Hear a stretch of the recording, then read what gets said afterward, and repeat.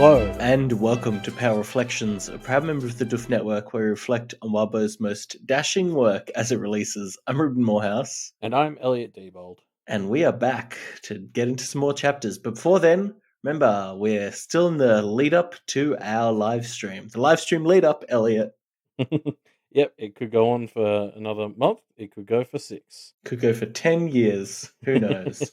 um, but yeah, as we do these episodes, we think it's fun to reveal a new piece of info about the live stream each episode. I thought this would be a fun one to reveal. One of our bonus goals, one of our donation milestones, a pretty easy one. All we have to do is get to $400, and it will unlock a bonus segment during the live stream that I'm very excited for. Um, That makes one of us. we're going to pull a Sol and Sol's mum. Yeah, probably. Yeah. Yeah, we it's called the Dear Boldest Guest Lecture, and we're going to get your parents to come in and just answer embarrassing questions about you, I guess. Tell embarrassing stories. I thought it was more going to be. Were we talking about like trying to figure out if they were good parents or not by Oh, like that's right. competing Yeah. stories? Yeah. Some of these segments have just kind of wrappers that we've wrapped them in that I've forgotten about, but that's a good one. Yes. Yeah, it'll be there. I have very mixed feelings about this particular segment. Yeah, I think it's going to be very fun. So stay tuned for more news on All Packed Up to All Pelled Up Beyond the Pale because it's coming soon. Anyway, Probably. should we get into the chapters? Starting with Dash to Pieces 11.7, we're in Lucy's head, and she is in a training session with Guilherme before he leads her to this kind of gnarled tree monster that needs to be killed. Yeah, and I wanted to open this with like, Lucy was the one who told them like, oh, we need a day off to like recharge ourselves and like, find our zen again. And she's then elected to go and spend that day training with Guilherme. Like, what is she Maybe that is, thinking? yeah. Uh, no, yeah, you're right. It's. She's in work mode. That's what it Yeah. is. I think she's having some trouble separating her work and her life. Yeah, it really shows that sort of lack of ability she has with everything going on to, yeah, relax and take that step back. I just think it's funny that she identified that that was what they need, but she's just not the sort of person to actually be able to do that herself. Mm, yeah, definitely.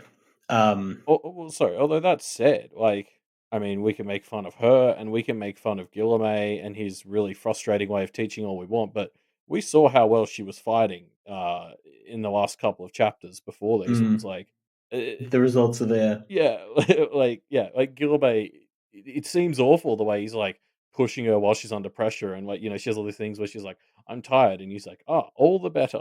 It's Mm, like you want to call him a dick, but I mean, this shit seems to be working. So, yeah, yeah. Um, yeah, I guess it is working. So thumbs up, Lucy. You're pushing yourself too hard, but it's paying off. yeah, maybe not so much in today's lesson, but we'll get there. But like, Mm, it definitely reminded me, like back when I used to swim a lot in high school. That was like our swimming coach's thing was like she'd absolutely slam us so that you're like crazy tired and stuff, and then you do the drills focusing on like form and stuff because the idea was meant to be if you're able to teach yourself to do it right when like you're absolutely wrecked, you're going to be able to do that more easily, like when it matters, like in a race or something. mm, So yeah. like I see Gilbert's logic. It's just I mean, it's that fairy drama stuff, right? Like he's just such a dick about it. It's so fun for us. Mm, yeah, yeah, it is fun. I uh, I liked this beat of Guilherme threatening to cut off Lucy's ponytail because it's Mm. like the stereotype of people being entitled to other people's bodies, or specifically, I guess, people like touching black women's hair as like this prime example of uh, a real easy marker to tell if someone's just very self-absorbed and doesn't really think about other people at all. Yeah, well, and I Um, mean, we've seen it in this story specifically with Lucy. Like her hair has been a big thing. yes, It's come up with the Mr. Beta, that dickhead gym teacher, and then it was used to make us hate Ray for a while. Like, even yeah, if you're not generally aware of those sorts of stereotypes or whatever, like you know that this is a thing for Lucy. Yeah, I just think it's a great like symbol of Guilherme's slip that Lucy kind of picks up on and talks about, right? Like Mm. it's he is quite literally becoming more self-absorbed and doing a very classic like non-empathetic self-absorbed kind of person thing to do. It's just very like slimy, I don't know. Yeah, well, because it's missing, like, kind of ironically for him, a bit of that understanding of nuance as to why that's Yes. not okay. Yeah, Um, exactly. and like, yeah, as you said, Rook talks to them about this later on, and really frames it around this idea that, like, as he's falling to winter, he's becoming less flexible. Mm, And I really liked that because it finally made, like, remember when the fortune teller in Arc 8 was all like, "Oh, you won't like what he becomes," and that mm, I've never understood what that actually meant, but now I'm like, yeah, I feel like I'm getting an understanding for it now. It's like yeah, he'll become more rigid, and that just means he's not. I mean, especially as a mentor, like he seems to be slipping more into this mentor role, but it's like he's not going to be a good one yeah, if not he's a not good flexible. mentor, exactly. So he's going to keep trying to mentor people, but he's not going to be as good at it, and it's going to be harder for them. Is Mm, what it sort of feels like. And I mean, like, we see him fail in this lesson here today. Like, Lucy eventually gets the lesson he's trying to teach, but he says that by that point it's too late, and then Gashwad ends up saving the day. I mean, it's interesting. It's like as he falls to winter, he's also just becoming worse at his job. yeah, I mean, yeah, he's not. There's a conversation about like him discarding parts of himself, but like, there's no world in which a one-track mind Guilherme can ever be, even at that one thing, good. Like being good and kind requires a kind of holistic understanding that Guilherme is just not going to have.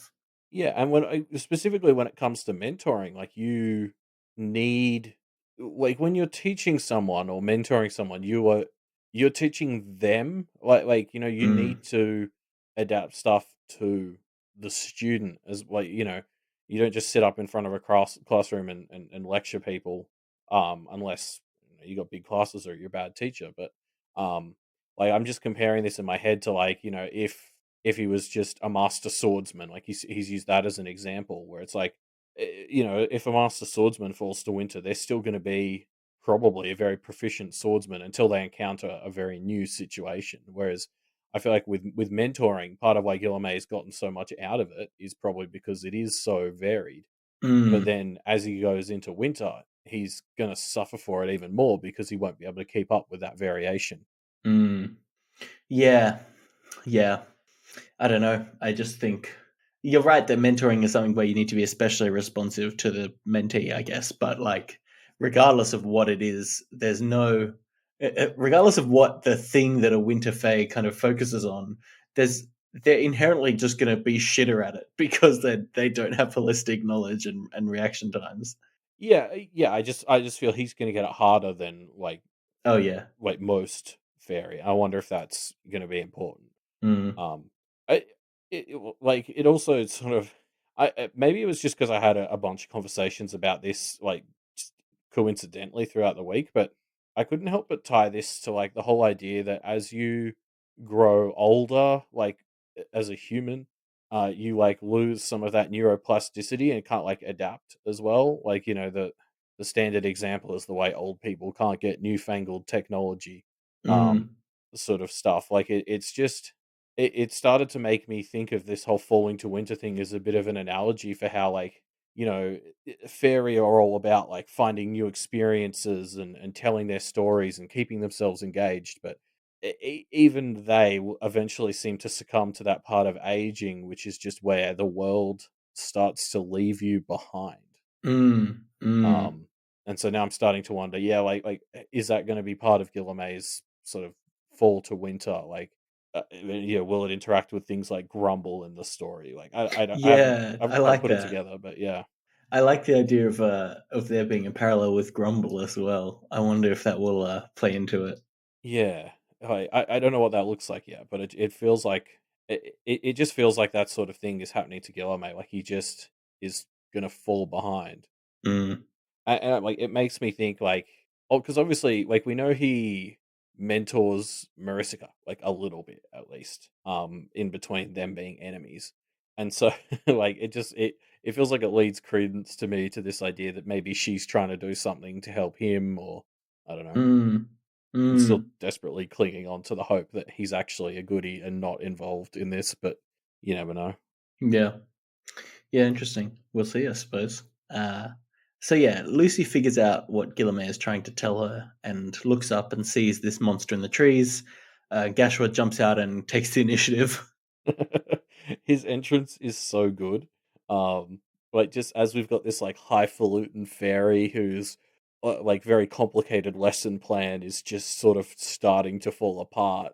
And he's thinking maybe he can get it back on board. Gashwad just fucking tears in and stabs it in the face while screaming like expletives. It's so great. It is good.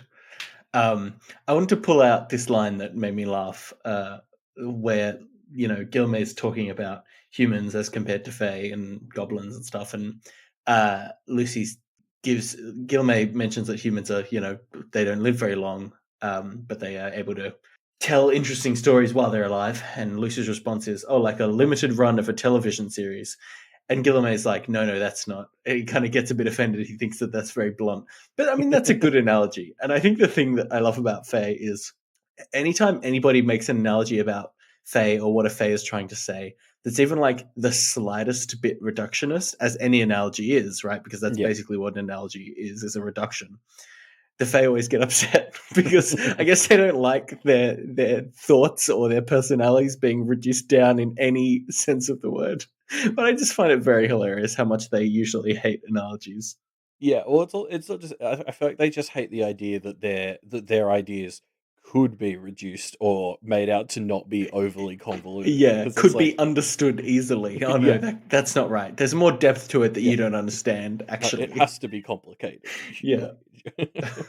um, Yeah, no, I really like this because obviously, like what happens in this chapter is yeah, like Guilherme is sort of trying to set up all these convoluted puzzle pieces like this and explain this grand lesson, and then the way Gashwad just comes in and like quite literally cuts a Gordian knot, um, is yeah, just very fun and sort of sets Lucy on the path to I think like the real lesson she's starting to take away from all this, which is what she talks about, where like goblins lose the forest for the trees, whereas fairy lose the trees for the forest. Like, um, she, this is a thread that goes right back to like Arc 2, where she sort of sits in this middle ground where sometimes she leans into fairy instincts and sometimes she leans into goblin stuff. And as we start to meet Rook, you can kind of see how the real lessons she's taking from Guilherme and seeing the goblins is that like she can forge her own path in the middle.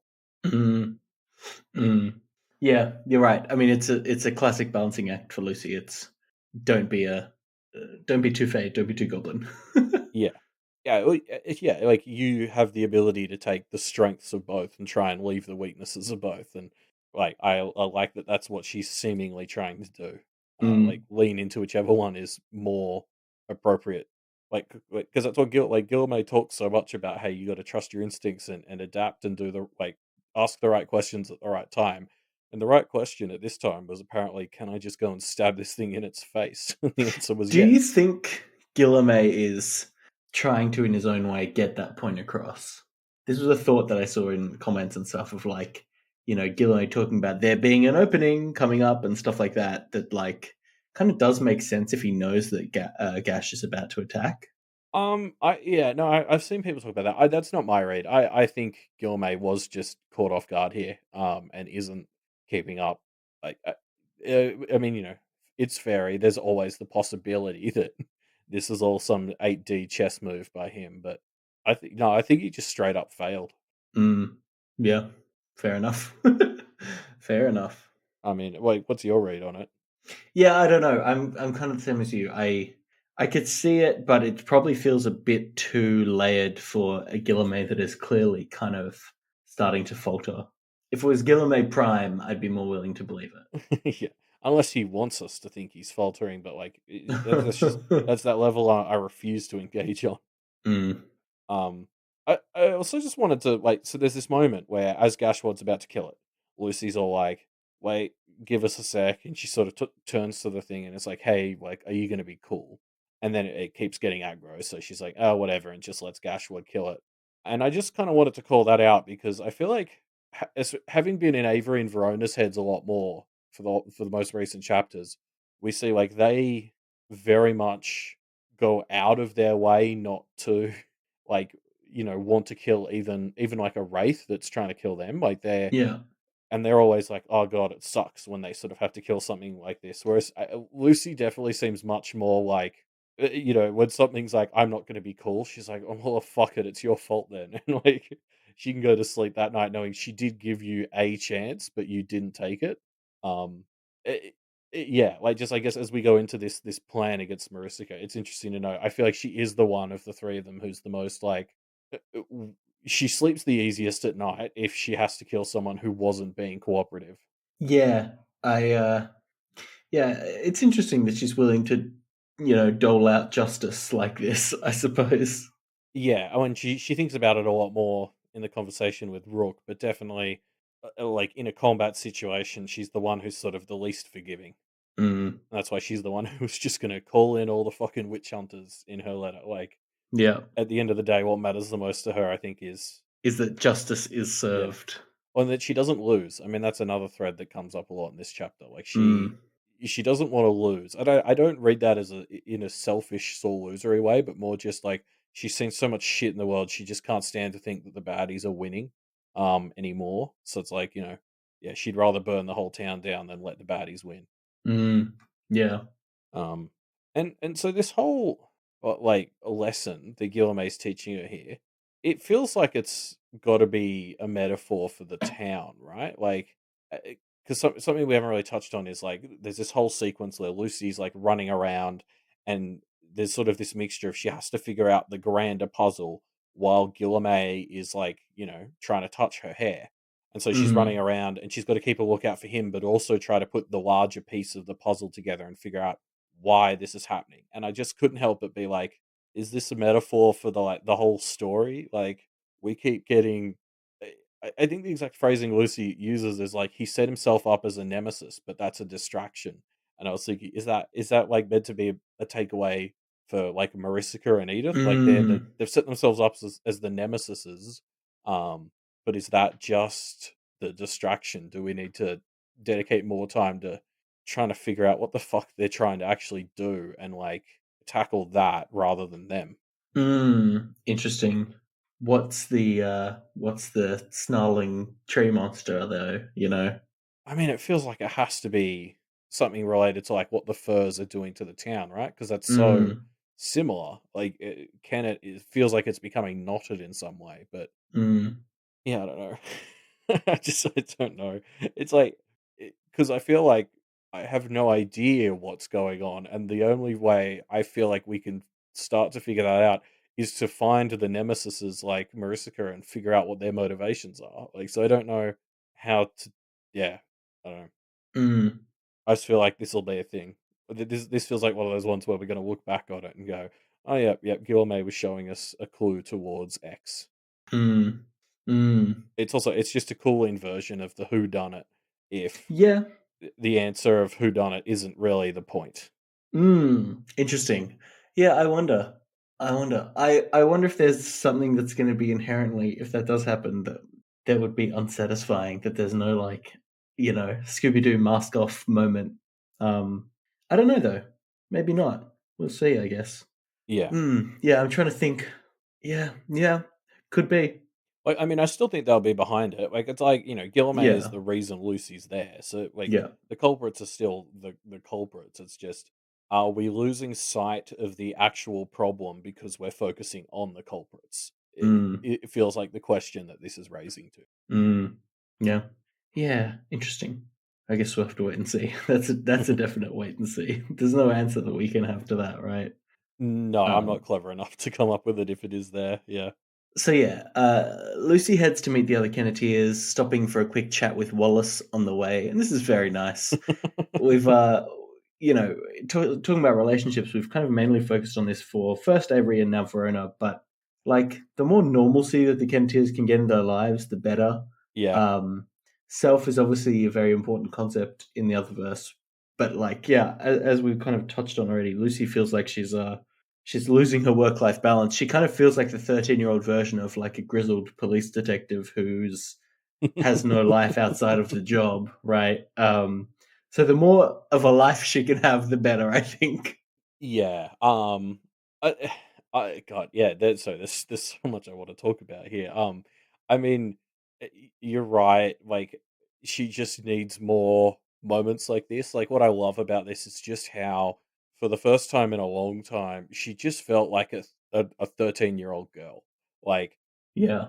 before this, she was fighting a fucking part divine, part spirit, part elemental monster in a forest that was trying to vacuum suck her into the sky and eat her.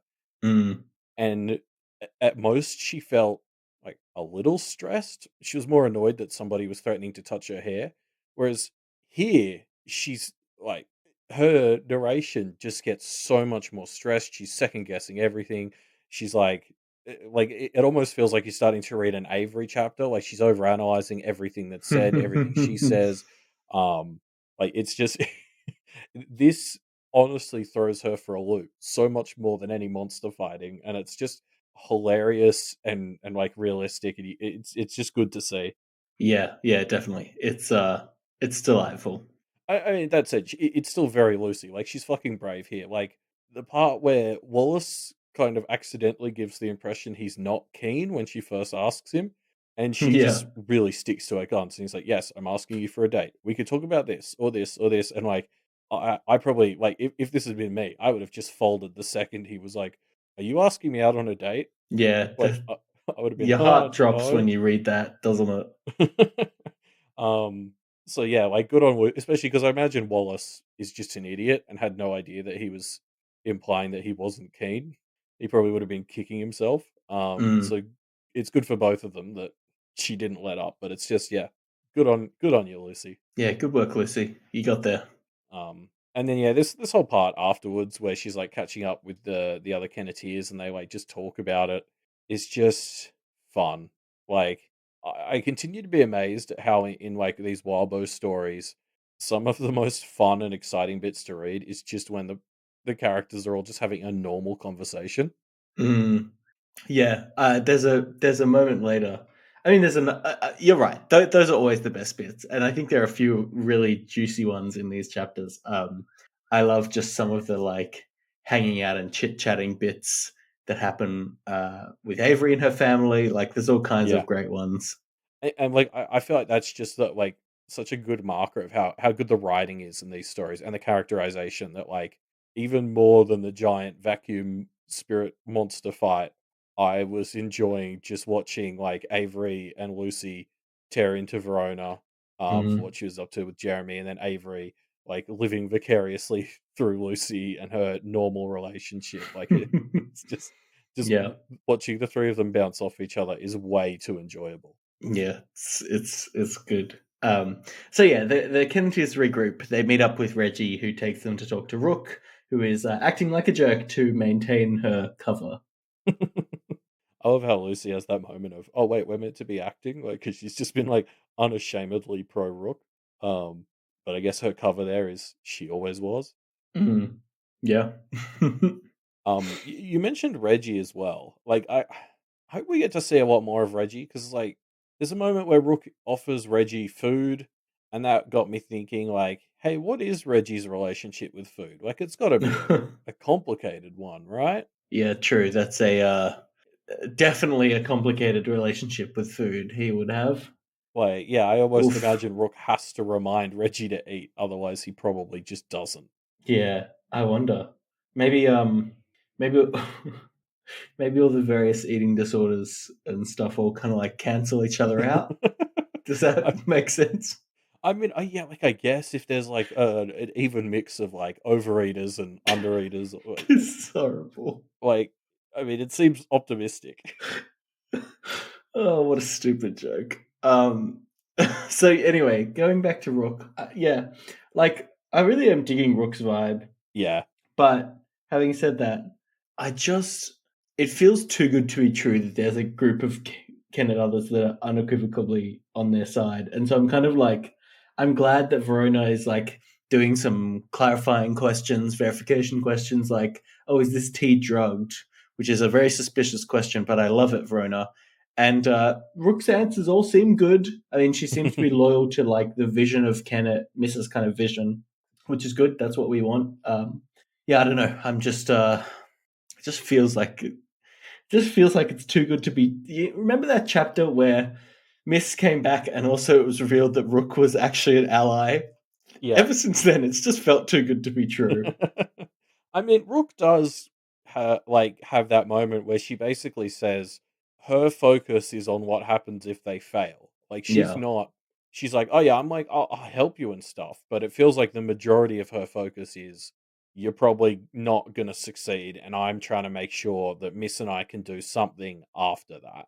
Mm, Which is like makes it feel a bit more believable to me that it's like she will help them a bit, but like she's not all in on helping the Kenneteers. Her primary focus is assuming they're going to fail, which is something that really upsets Avery. Yeah, so I'm willing to continue buying it for now. mm. Okay, fair enough. Um, Also, just because I just love her like professionalism. I suppose would be the word I use here. Like as you said, like they pretty much sit down, and Verona's almost immediately like, "Is this tea drugged? Are you even who you say you are? Are you even on our side?" And Avery starts to get worried they're going to offend her, but Rook is very much just like, "Nah, these make sense as questions." Like, yeah, and then she just sort of asks them back. She's just like, "Yeah, well, so I mean, to be fair though, like, I don't know. It just like you compare it to like how Edith and Maricica used to respond to questions like back in arcs 1 and 2. Like Mm, they, Edith would get emotional and Maricica would dodge the question, whereas Rook's just like immediately like even answering their questions better than they were asked. Like she'd be like, "Oh, no, I'm not doing that, and also I'm not doing this." Like she's just so upfront, but also clever about it. It's great. mm. Yeah. Yeah, it's nice that Rook is letting them be practitioners even when they're asking her potentially awkward questions.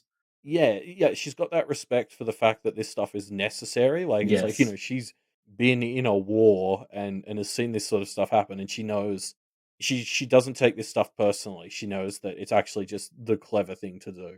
I Mm, really respect that. mm, Um, I find her like the more we see of her though, the more I don't know, confused I am a bit by her whole vibe. Like she's obviously this, like other revolutionary who fought in a war to sort of fight against practitioners and all that stuff. But like she's this weird mix of old fashioned though. On top of that, like she insists on breaking bread in this way, like oh we all have to be seated before we can start eating. Um, she yells at Verona a bit later on for pointing at her, which I at least attribute as this very like old fashioned sort of opinion that pointing is rude. Um, mm, or maybe less old fashioned, just very formal. Like I'm interested in this weird dichotomy she seems to have within herself of being both a revolutionary, but then also someone who sticks to the rules and formalities. mm. Yeah, I mean it's good. It's nice. I mean, Lucy kind of calls out the vibe of Rook is feels like you're talking to a Fae, but more direct, which Lucy Yeah. appreciates. And I just think that's very apt. Like she obeys these formalities, but also will just like be like, yeah, this is the world we live in. There's formalities, but here, let's do things. You know. Yeah, or she sticks with them when they matter, but she will Mm, ditch them when they're not appropriate, I guess. mm, Would maybe be my read. Like which fits into that all that stuff we're talking about with Lucy and like, the idea that like the fairy stuff is important and you got to think like that, but also sometimes just stab someone in the face. mm. Um, like if it feels like Rook would be that person. Like Rook will, have break bread with you one night, but then if you are a problem, the next night she'll just come and stab you in the face. Yeah. Um, yeah. Yeah, I Yeah. like that. She's got a good vibe, doesn't she? Yeah, and like again, just like with the whole concept of Oni, she drops all these extra little details about like her and her compatriots, and it's just I always want to know more. Like she talks about here again. I think we've heard this before, but this idea that Oni isn't like a category; it's like a uniform. So she's not like a fairy or a goblin where she belongs to this category of other, but like she specifically makes it clear she's different. She's wearing a uniform, and it's like, what does that Mm. mean? Like, is there a mechanical difference to that? Mm. Like the fact that only a uniform and not a category. What does that mean practically? Why does that distinction matter? Yeah, I get the sense that it's kind of like a being an Oni, defining yourself as an Oni helps the Oni shit that you do land because that's the category that the universe kind of accepts for you. Um, but yeah, I don't know. I don't that's just is so wild of a thing to exist in this world that it's hard to really conceptualize what that actually means. Yeah, it's just a difference that keeps being singled out as a distinction, and I just wonder why. Mm. Like, is it just a semantics thing? Does it just matter to the Oni because they don't want to be categorized in that same way? They want it to be clear that it's like, this is not what you have all decided I am. This is what I have decided I am. Mm. But anyway, is there another difference to that? Yeah. Yeah, I don't know. Um, so yeah, Rook and the Kentiers are planning on how they might take down Maricica, and Verona decides they're going to need some outside help. Yeah, and something we haven't talked about for this like whole conversation. Rook is just like fucking making eyes at Lucy. Like Lucy's just constantly noting that like Rook is just staring at her the whole time.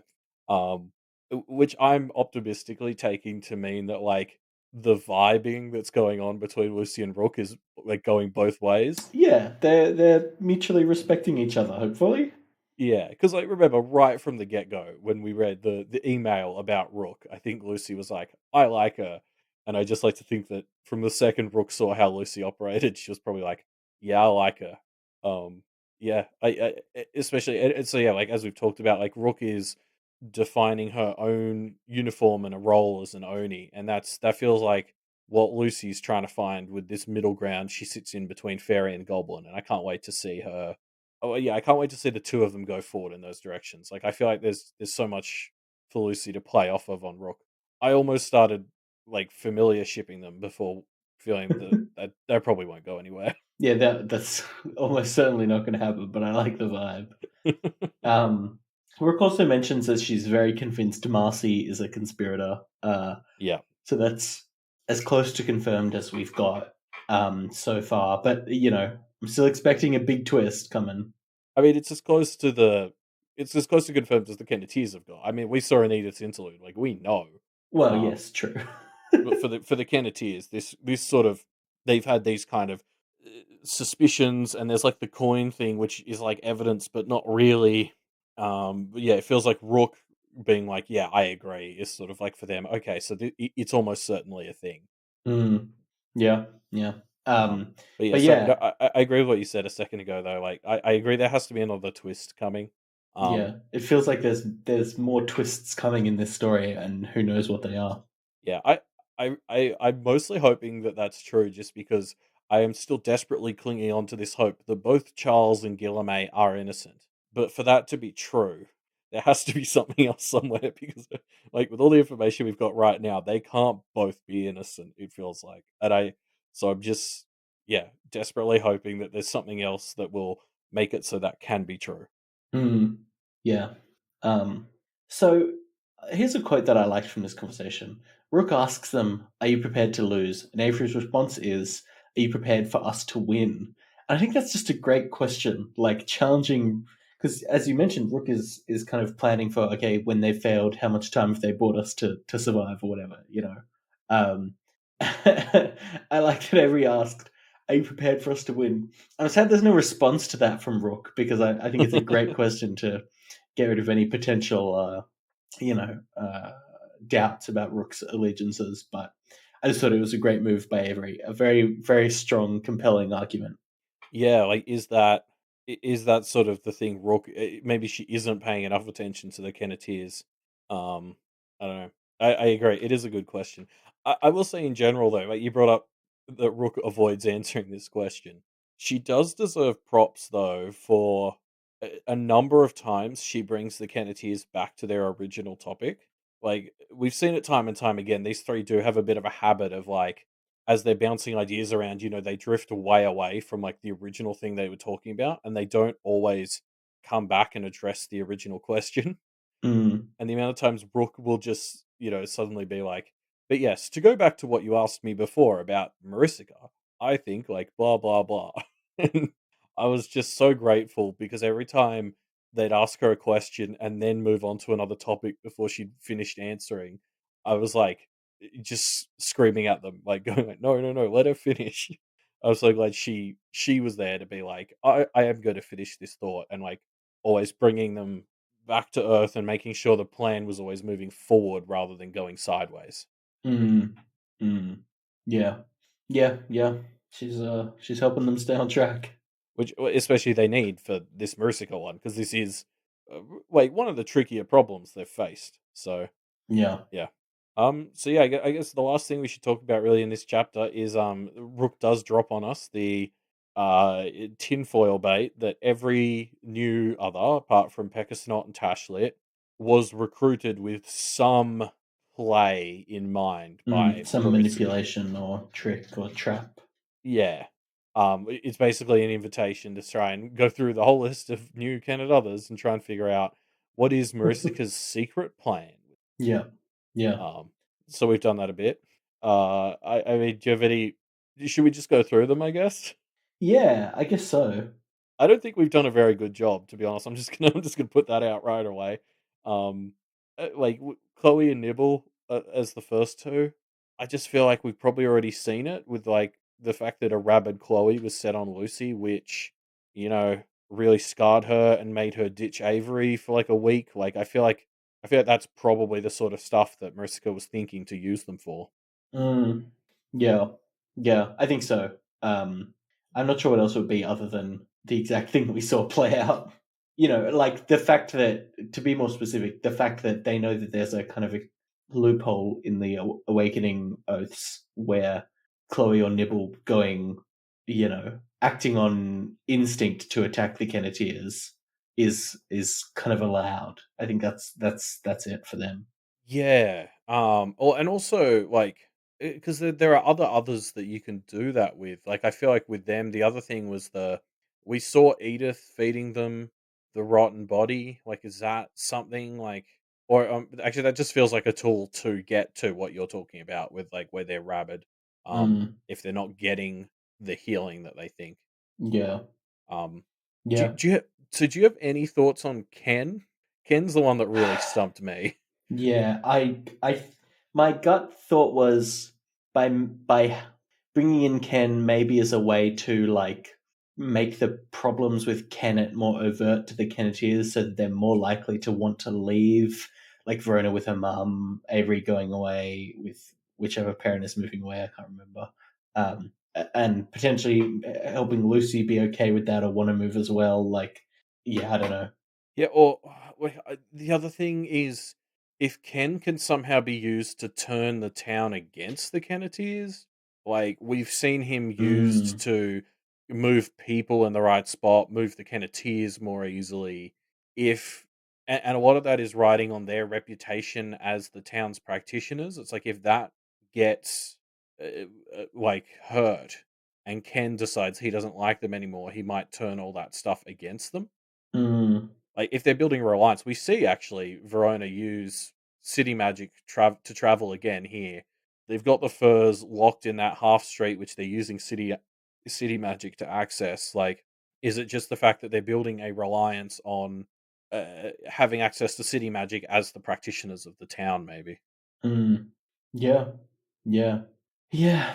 Ken's the one that yeah, Ken definitely to me is the one that's the hardest to understand.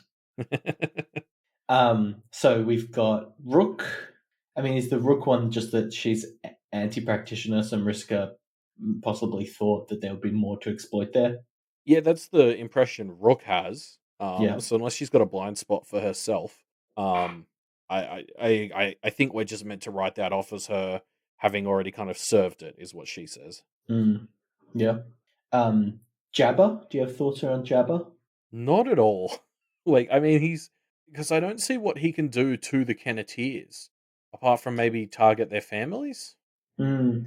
Yeah, Jabba to me is maybe useful to like to make to manipulate the innocents in town or something like the ability to abuse the innocents and get away with it. I don't know. But that was like that was explicitly why he was brought into town. So it's like how does Well, yeah, true. how like, It's how do not we sneaky. yeah, how do we go from that to some master stroke that Maricica can pull out at the time it matters to hurt the Kenneteers? Like it has to be their families, right? That's all I Mm, can think of.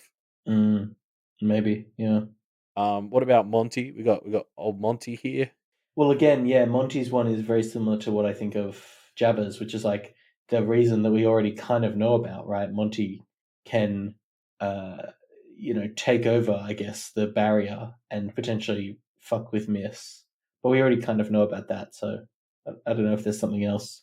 Yeah, like maybe the other thing I always come back to with Monty is this thing where he just beyond his control will like completely subsume a system. Like they in part ration him on the barrier because they don't want him to get his claws too deep in.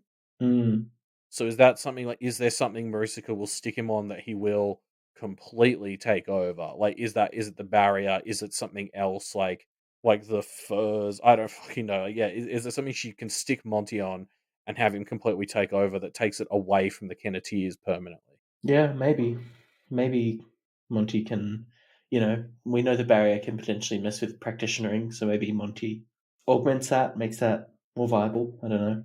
Yeah, or we've seen him overtake like the network of bells that Raph set up. I think have we seen him take over like rune systems? Mm, Like I feel like he's more the sort of thing you could drop on something the Kenneteers have set up to take it away from them. Like mm. exactly how he was used against Raph. Yeah, yeah, yeah. Could be.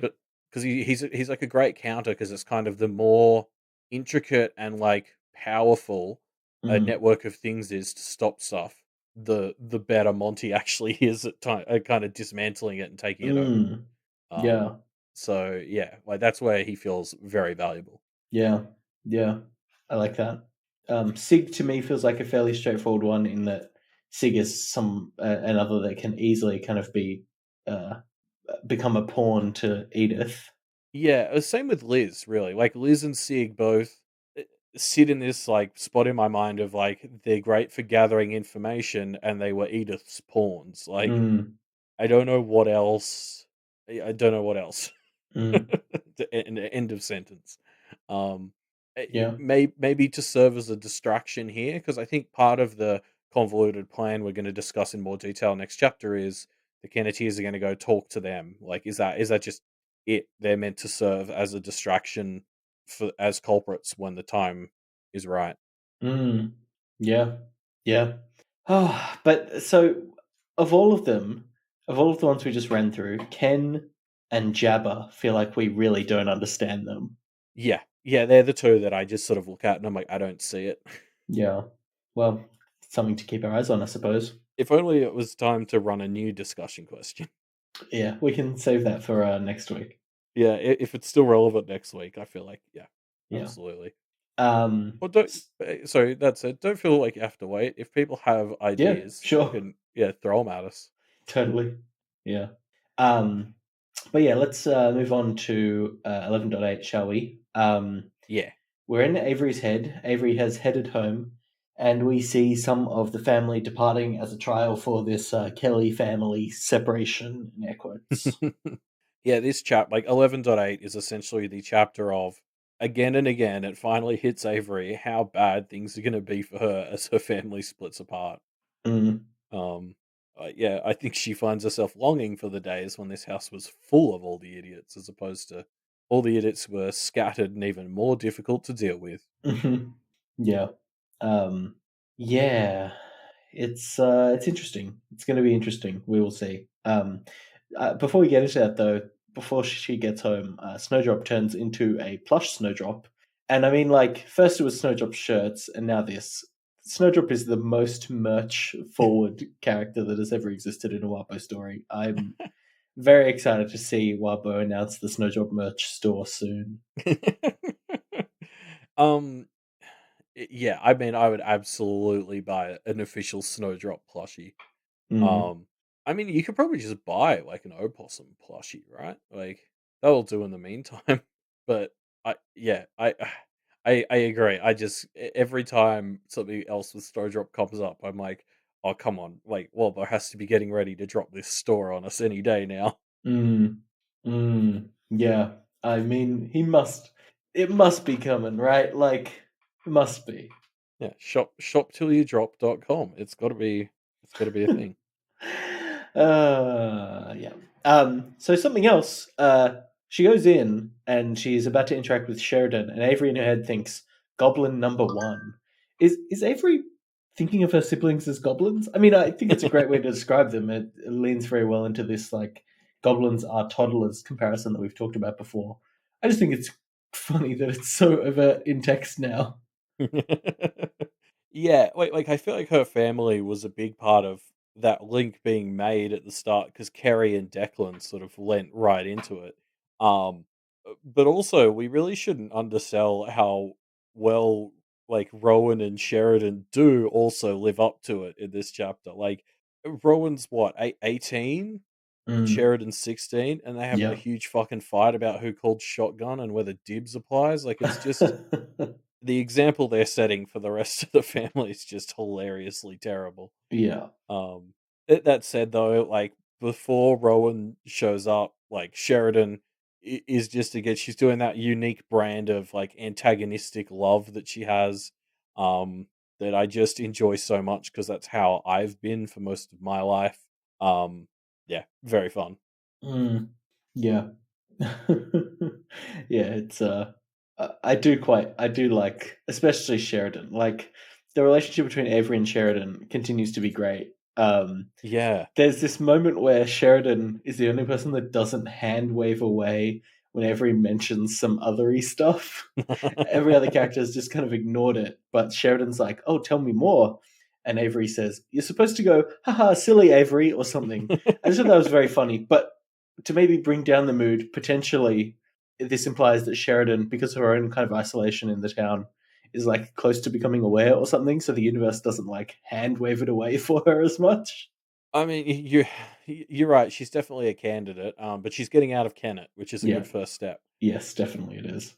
Um, yeah, you're right. I just very much enjoyed like Avery, like because this is like Verona's bread and butter is like this sort of practitioner version of sarcasm where you just overly explain the truth and kind of Mm. brush it off. And Avery, just the first time she's really trying it, Sheridan's just like, "Oh, tell me more," and it's like, "No, wait, what? Shit." Um, yeah. I hope for Sheridan's sake she's not becoming aware because it sounds like she's finally on a good path. Like getting out of this town was kind of she was using that as an excuse at least for not having her shit together was that she hated Kenneth. So it'll be Mm. interesting to see if she actually can do something as she gets out. Mm. Yeah. Yeah. No, and as you said, like she actually shows interest in Avery here and she dresses it up behind this whole thing of like, oh, I'm just checking in on you so that if you get into a really bad spot again, I can act superior because I asked. And it's like, yeah, whatever, Sheridan, you just actually care. Like, sell it to yourself however you want. Yeah. Um, so yeah, Avery gets roped into babysitting, and she basically just stirs up shit for Declan as she hangs out on a Zoom with Liberty. Good. Um, should we talk about this whole family situation? Actually, like, just I really am trying to give Kelsey and Connor this benefit of a doubt when it comes to this whole thing because I do think it's unfair to ask either of them to like give up their careers if that's what they're passionate about and they're both doing well. But like, Mm, this family was already a clusterfuck before this, and now they're making it worse. And Kelsey's whole vibe as she's trying to rope Avery into the babysitting thing here is like, "Hey, things are getting crazier, and we really need you to step up." And it's like, what do you like? Do you not remember what happened to Avery a couple of months ago? Like, this is mm. such a bad plan. Yeah, yeah, yeah. I don't know. It's hard to know. Like the reason that they give is because Avery's dad is kind of caught late at work with something, right? And theoretically, it would have all been fine, but her dad's got stuck at late at work. Uh, I don't know. It kind of implies, like to me, they've got their hearts in the right place and they were kind of planning around stuff, but their plans are unrealistic, Yeah, effectively. exactly, and it's just yeah, like this is the sort of thing where it just like maybe if things were okay like when they were getting into it, that you could sort of be like, "Oh, it's going to be rough, but we can get through it." But it's like it just feels ridiculous for them to pretend like they were coping before they decided to put the family on hard mode like this. Mm, Um, I mean, maybe it's maybe we're being unfair because it seems to be working out for like Laurie and sorry, well, not for Laurie, for Rowan and Sheridan. Um, mm. but like for Avery in particular, like this is just, I mean, she's getting fucking left behind again. Yeah, 100%. Yeah, I don't know. I think we will maybe see it come to a head again. Like it seems not like we said, it seems unrealistic. It seems like a good intentioned idea, but not something that can actually really function well in reality. Yeah, I'm gonna be interested to see if Avery is able to step up and tell them that, Mm, because she hasn't in the past. mm, yeah. Um, so yeah, Liberty demands a steep price for this conversation, which is that she asks to see something uniquely gross. I think that's very hilarious. Avery's really not prepared for this request, and her response is like Declan's attitude to women is gross, which is true, but it's like clearly not the kind of thing that Liberty was after. Um, it's just yeah, again, like a very fun premise for an interaction, a very fun little interaction that makes a Wabo story so much fun. Yeah, you're right, because they're so clearly on different wavelengths, like, as you said, Avery's 100% right that, like, Declan is very gross, but, like, Liberty sums it up perfectly when she's like, "This is just sad gross, not, like, fun gross," like, Mm, I wanted to give you a kind of fun challenge, and this is just really sad. Um, that said, one of the things that comes out of this, like, so Declan's playing this game that's like about mental health and clearly not getting it at all. Um, but the thing that really jumped out to me is that part where he's like, "Oh, I've managed to convince Amber to be secret friends so that the other kids won't make fun of me." mm. Somebody needs to have a fucking chat with Amber because, like, what is she doing? She's so much better than that. Yeah, she's yeah, really limiting herself. Yeah, and wait, we need to have the intervention with Amber and talk to her because, like, yeah, somehow Declan's figured out how to not actually step up but get the reward, and Amber's the one who needs to like not put up with his shit. Yeah. Yeah, 100%. But yeah, to touch on Liberty, like, I love that moment you point out, like the part where she's like, "Oh, what?" She's like, "I have to extract a price from you to do this favor," and like I fully fell for it. I was getting ready for like legit conditions and stuff, but it's like, no, of course she's a goblin practitioner. Her like conditions are like just I don't know this really hilariously like simple and disgusting test of like compatibility. Like, prove that you're willing to work on my level and that like we're actually going to be a good fit by doing something gross. It's such a Mm, great moment. yeah, no, it is good, isn't it? Um, yeah, can we also talk about the moment where Liberty talks about wanting to date Avery's hypothetical brother? Kind of weird. Yeah, Kind of weird well, moment. she talks about wanting to date a not so hypothetical brother for a bit before Avery Yeah. finally uh gives a massive list of reasons why that's a bad idea. Um, yeah, I mean, Liberty says it's just because she's never dated a redhead, but like it feels like a compliment, right? Yeah, Like, I think so. It's a strange one. yeah, but I don't know. It's like, hey, you're cool. Do you have any siblings? Like, I feel like there's a compliment mixed in there, just in a in a very goblin-y presentation of can I date your sibling? Mm, yeah. Um, Yeah. I don't know. Overall, Liberty just like it took me back. Remember how much we were fucking on board with Liberty after her interlude?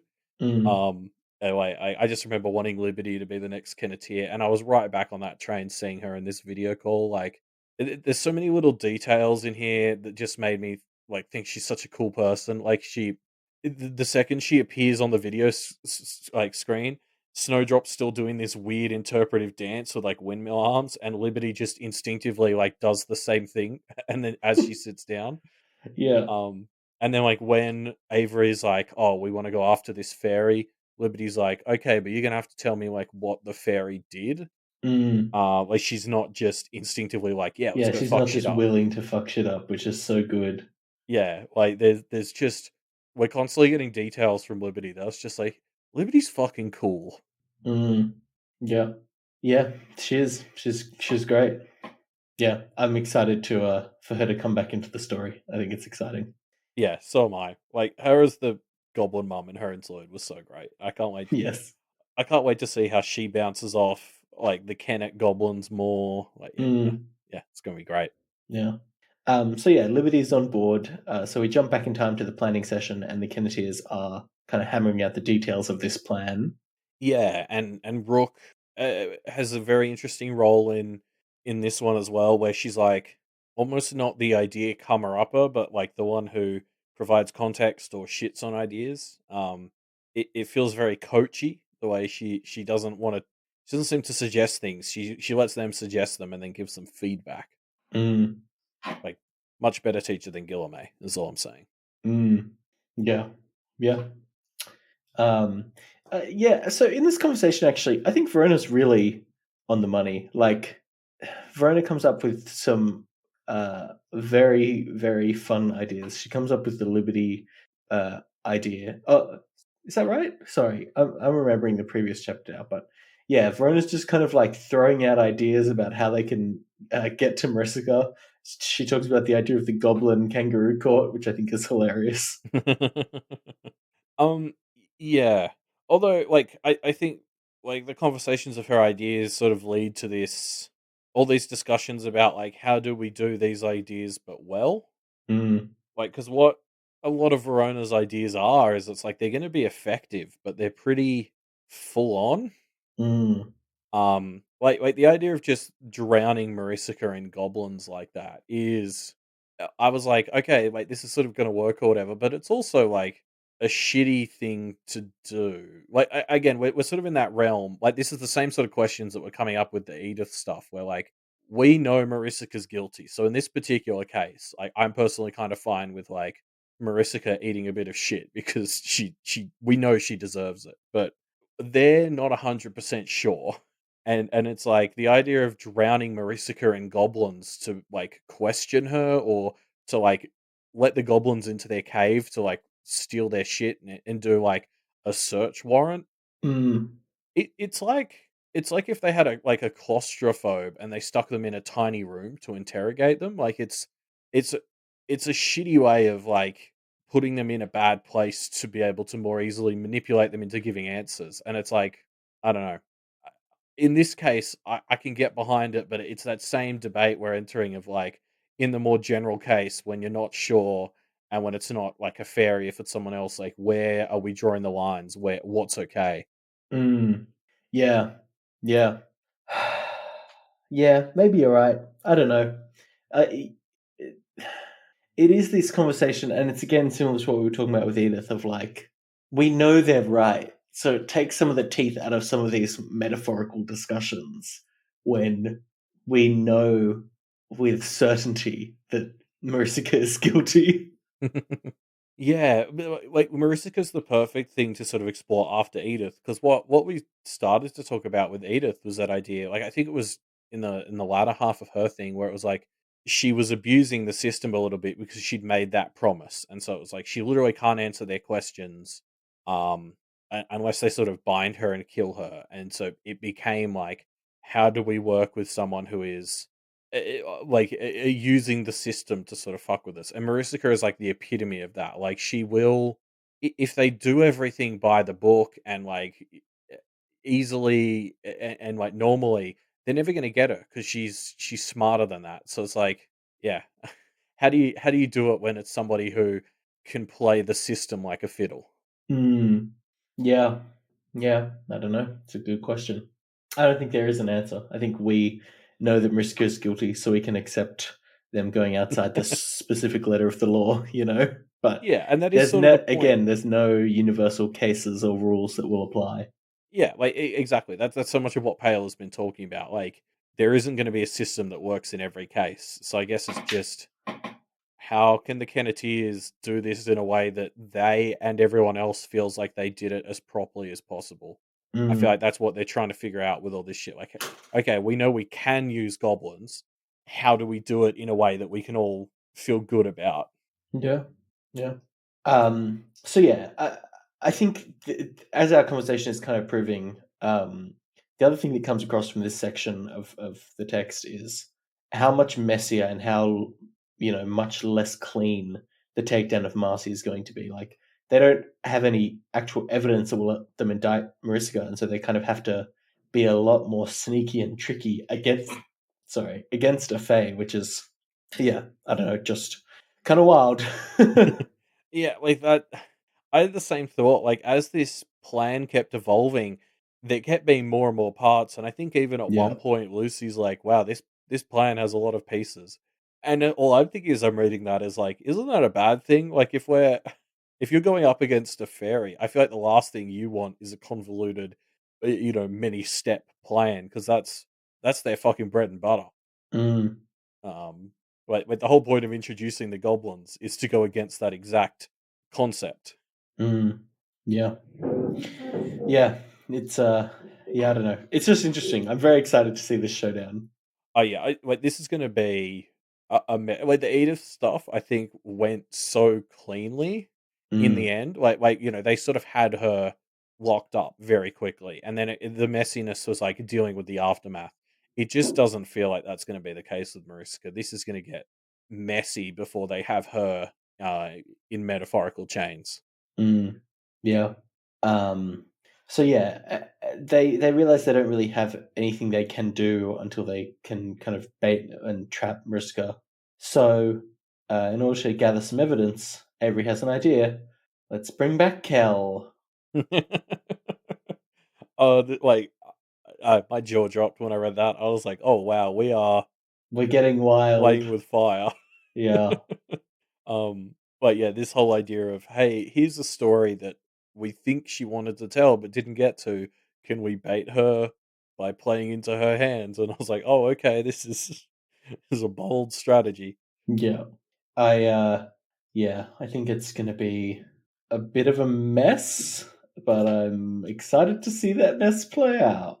Yeah, like as readers, we sometimes have that same fairy instinct of just wanting to see the story play out, and that's that's what this is playing into. I'm Mm, like, oh, this is going to be a mess. I can't wait as a reader.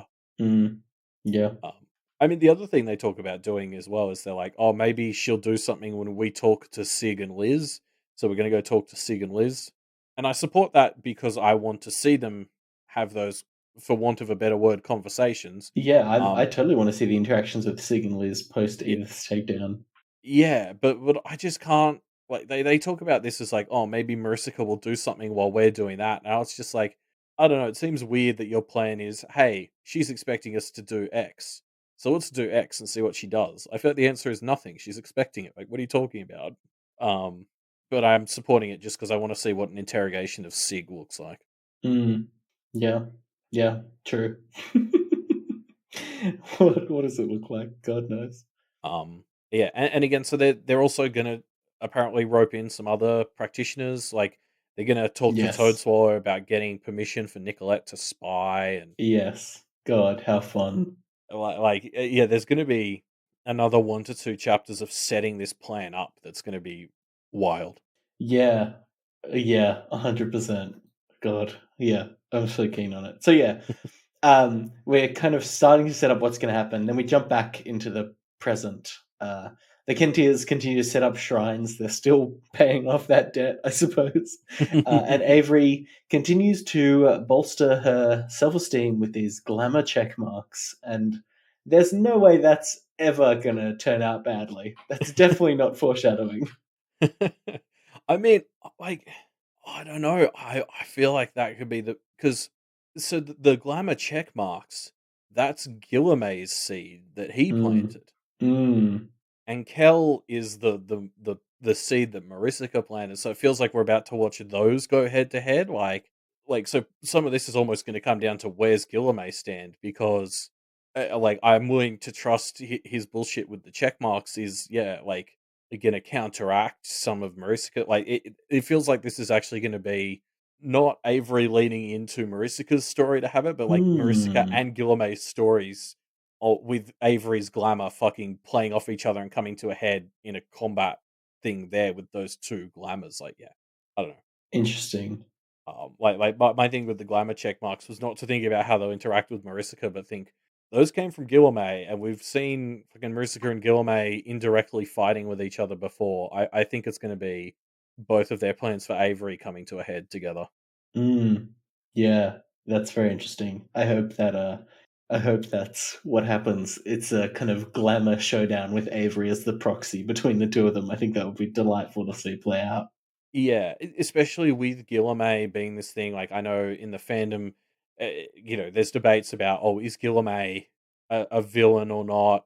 Um, I don't think anyone could really be fully sure. Like we all have Yeah. opinions, but so it's like you've got the Guilherme's like allegiances thing sitting in one side, and then you've also got like we get a hard confirmation here that he will be falling to winter at the end of this summer, which like of course he is because that's when all these deadlines are coming together. But like, that with all of his stuff wrapping up here, it's just it's going to be fun to start to get an idea of what is actually going to happen with him. Mm, yeah. Yeah. Yeah. Also, God just knows. that realization that he will be falling from summer at the end of summer. I somehow had not put that together until this chapter. I was like, fucking hell, of course, Yeah.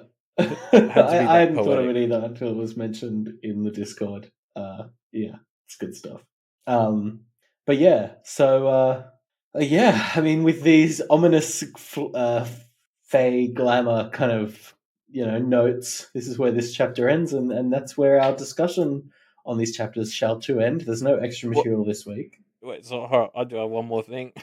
Oh, yeah. I just realized I sort of did skip over something I wanted to talk about, which was yeah, I guess as we're ending the chapter, like I feel like the theme of this chapter was Avery coming to terms with her new home situation, how shit it is, and she has Mm, that moment with these shrines here, um, where Lucy does an okay job of trying to help her with it, but Avery sort of ends it on this note of.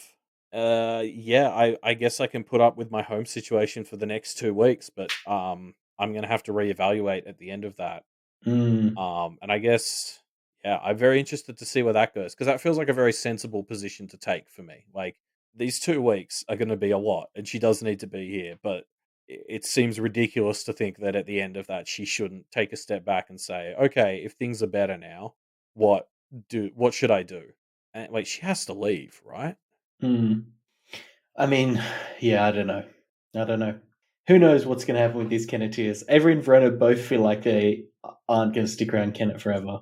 Yeah, I mean, with Avery, with Avery, it's almost easier for her to leave because she can come back. Like, she will actually be able, like, she could organize something where she comes back to Kennet for weekends or something, like, or every second weekend, like, and that way Mm, she's still meeting the oath, and it kind of suits her whole vibe of arrivals and departures that she's living in two different houses at different times. mm, Um, so I just can't see it where she commits to living in Kennet full time at the end of the story. Whereas Verona, like it's a bit more all or nothing with her. Like if she's going to go live with her mum, it's just going to be whenever she can convince her mum to come let her visit Lucy and stay at Lucy's that she'd come back. I doubt she's volunteering to go stay at her dad's. no. Unless he gets custody, I suppose. Maybe she doesn't get to volunteer. Maybe Yeah, God, I hope that's not where we're going. fucking weekends with the dad. Uh, yeah. Um, yeah. I don't know. Like, yeah, the Kennetiers and their relation to Kennet is going to be very interesting after the main, conflicts of the story wrap up. Or as part of the resolution of the conflicts of the story. I suppose we'll have to see. I Yeah. just, yeah, I think there's no way that they're all going to stick in Kennet, right? It just doesn't. It doesn't even if they might want to, it doesn't seem like the right move for at least Verona and Avery, not permanently. No, no, exactly. Mm. But anyway, that's the end of our discussion on these chapters. Before we finish up the show, time to dive into some Pale predictions, Elliot. Predictions that our community has left in our Pale Predictor form, which is linked in the show notes down below. I've put out a prediction from Edan Dor, a new predictor that we haven't put out a prediction from before. So, welcome to the show, Edan Dor. Basically, their prediction was they think Miss is innocent, and that's not a big prediction. But the reason that it's important is they think that Miss and Rook, there's something going on there. And if they think Miss is innocent, then they think Rook is going to be guilty, and that's the real meat of this prediction. Is Rook's guilt, which I pulled out specifically because it was something that I was kind of vibing from these chapters anyway, or not vibing fully, but just kind of like suspicious of. Yeah, yeah. That's there's a lot to this. There's a lot of parts in this prediction, but yeah, I just think the as the Kennetiers, and what it Endor says is, as the Kennetiers place trust in Rook, especially Lucy, it's going to make this betrayal all the more juicy, which I think Yeah, will be fun if it happens. it would. Yeah. I mean, there was a bunch of talk about whether, I think it was Crooked Rook is like bound to the seal and can Yeah, lie. Um, yeah, I don't know. It'd be interesting. I'm just so on board. I guess my list of people who I can't bear to think would be guilty is growing to include Rook. you've got Rook on that list already. Yeah, I don't know.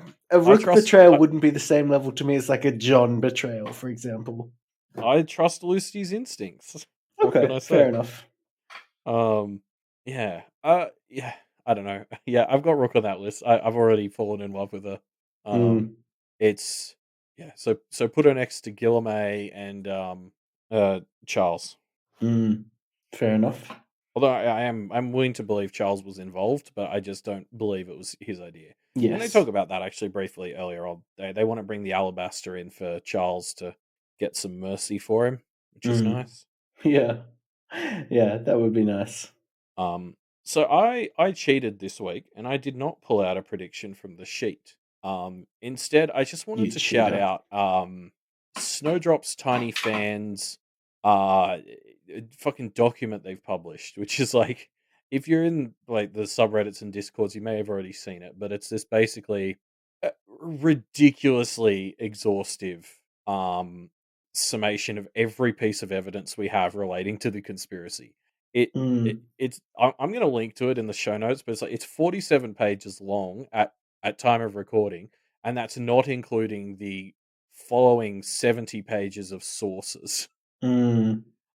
This thing is so comprehensive. Yeah, it's really uh, above and beyond. Yeah, it is.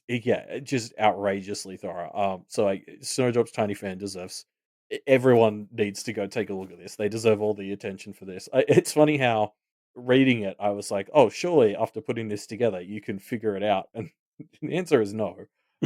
Like reading through it myself, I was like just going in circles because for every single canon other, there's a thing on why they may or may not be a culprit, and Mm. oh, yeah. As great as this document is, it also serves to prove how great Wildbow is at setting up this mystery. Yeah, there's a lot of stuff. There's a lot of threads and leads to follow. Yeah. Um. So I definitely go check this thing out if you're ever thinking about theorizing on who done it. Use this document to just double check every piece of evidence you should possibly need to consider. Mm. Mm. Yeah, yeah. Before you have any theories, this is a perfect place to start. Yeah, yeah. To just sort of fact check it against everything you should know. Mm. Yeah. Um. So yeah, thank you, Ida Dor, for your prediction, and thanks Snowdrop's Tiny Fan for just putting together this absolutely amazing document.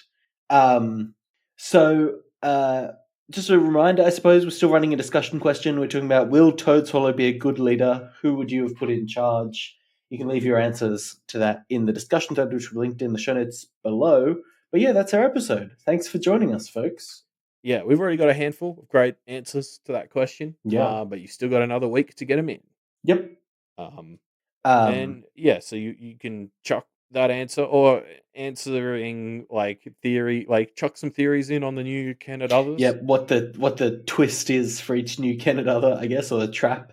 Yeah, I'm actually just looking and there's some stuff on that in Snowdrop Tiny Fans thing as well. So you got a resource there to double check everything relating to those theories as well. Mm, yeah. Um, you can follow us on Twitter if you would like to.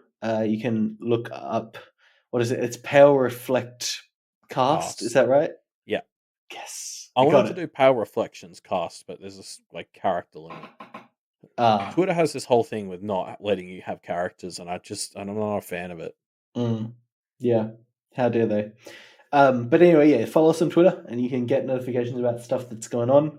Or just head to the source, go to doofmedia.com and check out all the great things on the Doof Media network. Yeah, there's a calendar there which tells you, when everything's coming out. Mhm. Like, about this time next week, it'll be the game club. So come Hell listen yeah. to us and Alexandra talk about Disco Elysium. Yeah, that'll be a fun one. A lot of stuff to talk about for that one, I think. Yeah, it is a game I very much love, but also want to throw in the bin. It's like Interesting. I feel like I'm going to be very positive about this game, but then got also sometimes it drives me up the fucking wall. Yeah. Totally. Totally. But yeah, that's coming next week. So check out the website if you want more info on that. If you want to support the Duff Media Network, you can go to patreon.com/Duff Media. Becoming a patron is what helps us do our shows, keep them going, but also just all the other stuff that we do. Things like, Game Club or Book Club, which I think came out today, Yeah, or all kinds of other things that we do. The reason that we're able to do so much is because we get love and joy and support from all of you patrons. So thanks. And if you want to be one of those lovely patrons, yeah, go to patreon.com/doofmedia. yep. And don't forget, Wildbow is a patron supported author. Patreon.com/Wildbow is the place to go if you read Pale and think, hey, I'd like more of that. Yeah. And that's that. See you next time, folks.